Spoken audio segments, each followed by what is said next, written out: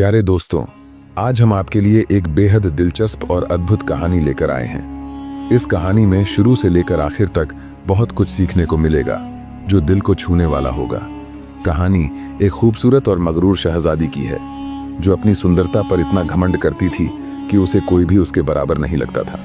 लेकिन दोस्तों, यह कहानी उसी शहजादी की है जिसकी शादी एक गरीब लकड़हारे से हुई। हाँ, आपने सही सुना। कैसे एक लकड़हारा और एक शाही परिवार की बेटी का प्यार हुआ, यह जानने के लिए कहानी को अंत तक जरूर सुने। तो आइए हम शुरू करते हैं यह शानदार और रोमांचक कहानी। यमन का एक मशहूर और शक्तिशाली बादशाह था जिसका नाम सुल्तान कासिम था। उसके राज्य में धन वैभव की कोई कमी नहीं थी, लेकिन उसकी सबसे बड़ी पहचान थी उसकी इकलौती बेटी शहजादी गुलनार। गुलनार इतनी सुंदर थी कि लोग कहते थे कि चांद भी उसकी सुंदरता देखकर शर्मिंदा हो जाता है। लेकिन उसकी खूबसूरती के साथ साथ उसकी एक और पहचान थी, उसका घमंड। गुलनार को अपनी खूबसूरती पर इतना घमंड था कि वह किसी को भी अपने बराबर नहीं मानती थी। गुलनार को शादी के लिए दुनिया भर के राजकुमारों और अमीरों के प्रस्ताव आते थे, लेकिन वह सबको ठुकरा देती थी। उसके पास हर किसी के लिए एक ही उत्तर होता, मुझे कोई ऐसा चाहिए जो मेरी खूबसूरती और मेरे काबिलियत के बराबर हो। उसके पिता सुल्तान कासिम अपनी बेटी के इस रवैये से परेशान थे। उन्होंने गुलनार को समझाने की कोशिश की, लेकिन वह अपनी जिद पर अड़ी रहती। उसी राज्य के एक दूर दराज इलाके में एक गरीब लकड़हारा रहता था जिसका नाम आरिफ था। आरिफ गरीब था, लेकिन उसके दिल में ईमानदारी और मेहनत की भावना कूट कूट कर भरी थी।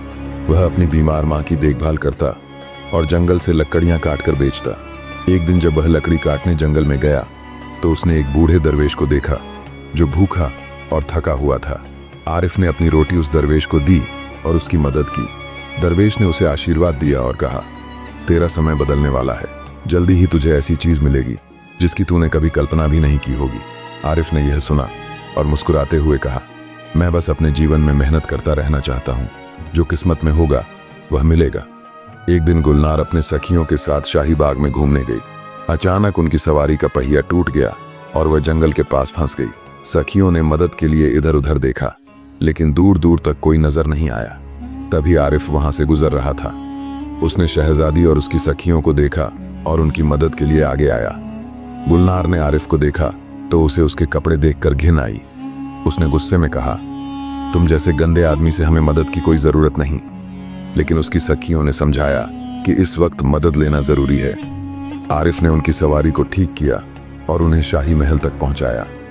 जब बादशाह को यह बात पता चली तो उन्होंने आरिफ को महल बुलाया और इनाम देना चाहा, लेकिन आरिफ ने विनम्रता से इनकार कर दिया।